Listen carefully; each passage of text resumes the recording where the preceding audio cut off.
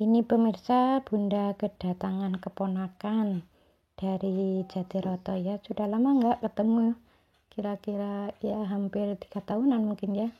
Alhamdulillah hari ini dipertemukan oleh Allah Ta'ala dengan keponakan Bunda ini. Ya tadi ya sempat agak kesasar ya, muter-muter di perumahan Kopian Timur. Bunda ini perumahan Kopian Barat, tapi tadi keponakan Bunda ini muter-muternya di perumahan Kopian Timur.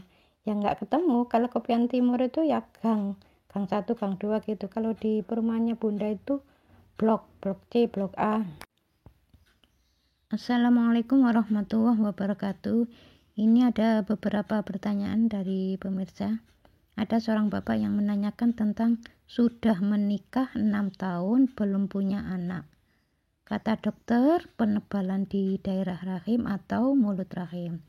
Kalau ditinjau dari akhlak ya, awalnya adalah biasanya si istri ini sering ngomel. Kalau bicara dengan suaminya tuh agak mendominir. Bicaranya yang agak gak manfaat lah. Lama-lama dinding rahim itu menebal sendiri. Jadi sering ngomel, akhirnya istri itu tidak merasa kalau dia tuh membutuhkan suami. Suami diomelin terus sehingga sel telur di dalam ovarium itu sendiri tidak membutuhkan sperma. Cobalah kalau memang pingin punya momongan.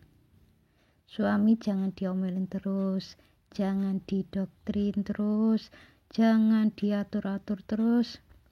Peluklah suami, sayangilah suami.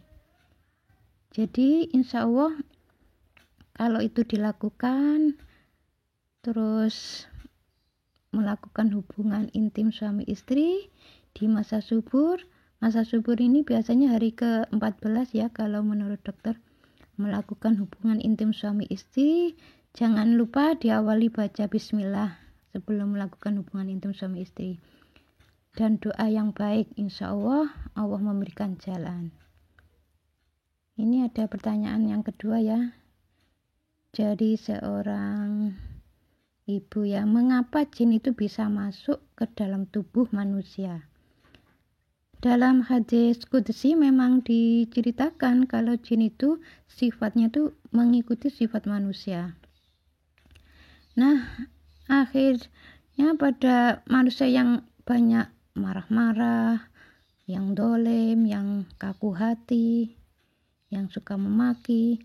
Nah, jin-jin tertentu itu akhirnya masuk ke dalam tubuh manusia itu karena suka.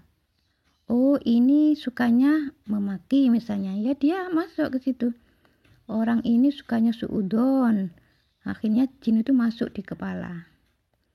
Oh, orang ini kaku hati, nggak mau dinasehati.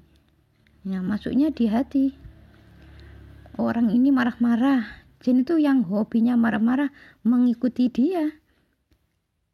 Jadi suatu ketika kalau ada sesuatu yang menjadikan stres, ya ini yang menguasai. Nah, insya Allah seperti itu. Jin itu akan masuk melalui sifat-sifat buruk manusia sebenarnya, salah satunya.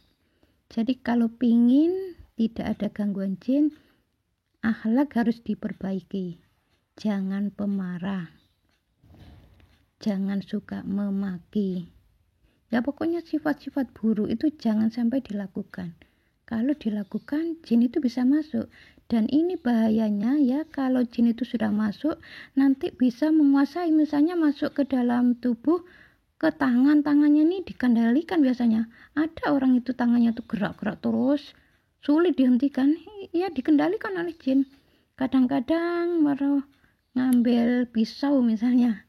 Ngambil pisau, ya mau dihunuskan, ya mau bunuh diri lah. Itu dorongan dari jin itu bahayanya seperti itu.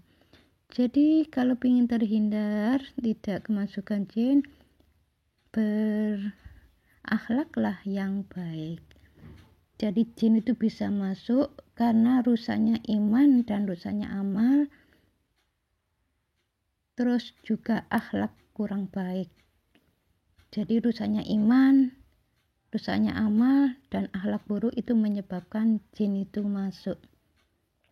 Terus ini ada yang menanyakan tentang tumit sakit.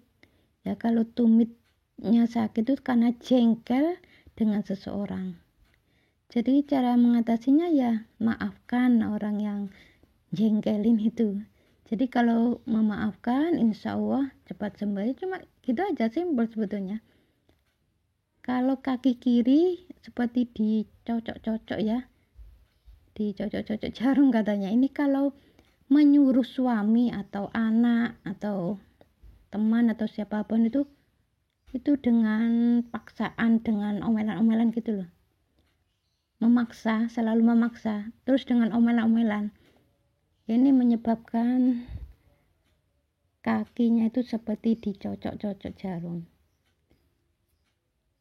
Mudah-mudahan ini ada manfaatnya ya. Assalamualaikum warahmatullahi wabarakatuh.